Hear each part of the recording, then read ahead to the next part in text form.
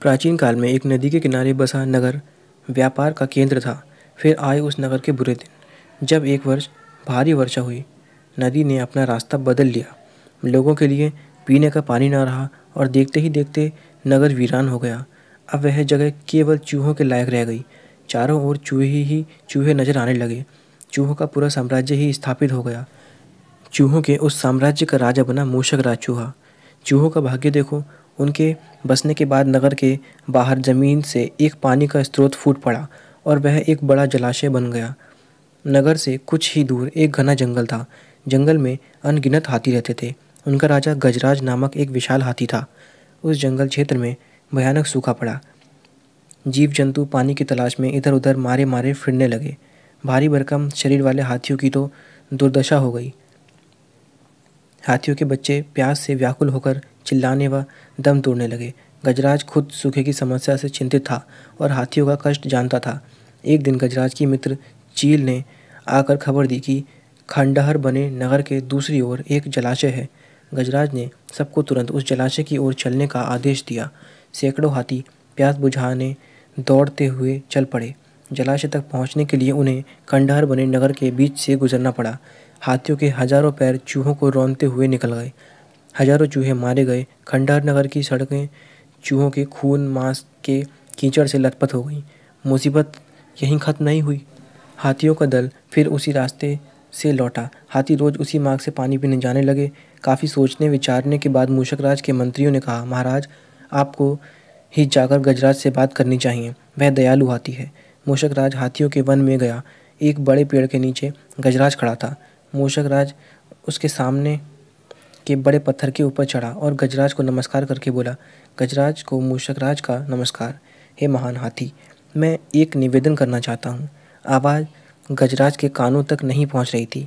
दयालु गजराज उसकी बात सुनने के लिए नीचे बैठ गया और अपना एक कान पत्थर पर चढ़े मूषक राज के निकट ले जाकर बोला, नन्हे मियाँ, आप कुछ कह रहे थे, कृपया फिर से कहिए। मूषक राज बोला, हे महाराज, मुझे चूहा कहते हैं। हम बड़ी संख्या में खंडहर बनी नगरी में रहते हैं। मैं उनका मूषक राज हूँ। आपके हाथी रोज जलाशय तक जाने के लिए नगरी के बीच से गुजरते हैं। हर बार उनके पैरों तले कुचले जाकर हजारों चूहे मरते हैं। यह मूषक संहार बंद न हुआ तो हम नष्ट हो जाएंगे। गजराज ने दुख भरे स्वर में कहा, मूषक राज, आपकी बात सुन मुझे बहुत शोक हुआ। हमें ज्ञान ही नहीं था कि हम इतना अनर्थ कर रहे हैं। हम नया रास्ता ढूंढ लेंगे। मूषक राज कृतज्ञता से भरे स्वर में बोला, महाराज, आपने मुझ जैसे छोटे जीव की बात ध्यान से सुनी। आपका धन्यवाद। गजराज, कभी हमारी ज़रूरत पड़े तो याद जरूर कीजिएगा। गजराज ने सोचा कि यह नन्हा जीव हमारे किसी काम क्या आएगा, सो उसके केवल मुस्कुराकर मूषक राज को विदा किया।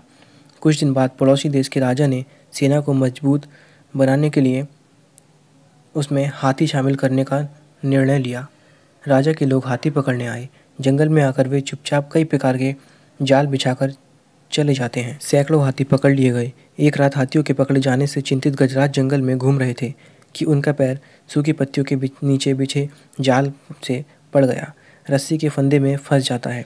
जैसे ही गजराज ने पैर आगे बढ़ाया, रस्सा कस गया। रस्से का दूसरा सिरा एक पेड़ के मोटे तने से मजबूती से बंधा था। गजराज चिंघाड़ने लगा। उसने अपने सेवकों को पुकारा, लेकिन कोई नहीं आया। कौन फंदे में फंसे हाथी के निकट आएगा?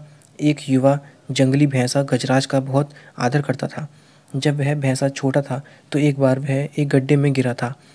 उसकी चिल्लाहट सुनकर गजराज ने उसकी जान बचाई थी। चिंगाड़ सुनकर वह दौड़ा और फंदे में फंसे गजराज के पास पहुंचा। गजराज की हालत देख उसे बहुत धक्का लगा। वह चीखा, यह कैसा अन्याय है? गजराज, बताइए क्या करूं? मैं आपको छुड़ाने के लिए अपनी जान भी दे सकता हूं। गजराज बोले, बेटा, तुम बस दौड़कर खंडहरी नगरी जाओ और चूहों के राजा मूषक राज को सारा हाल बताना। उससे कहना कि मेरी सारी आस टूट चुकी है। भैंसा अपनी पूरी शक्ति से दौड़ा दौड़ा मूषक राज के पास गया और सारी बात बताई। मूषक राज तुरंत अपने 20-30 सैनिकों के साथ भैंसे की पीठ पर बैठा और वो शीघ्र ही गजराज के पास पहुंचे। चूहे भैंसे की पीठ पर से कूदकर फंदे की रस्सी कुतरने लगे। कुछ ही देर में फंदे की रस्सी कट गई। वे गजराज आज़ाद हो गए। सीख: आपसी सद्भाव व प्रेम सदा एक दूसरे के कष्टों को हर लेता है।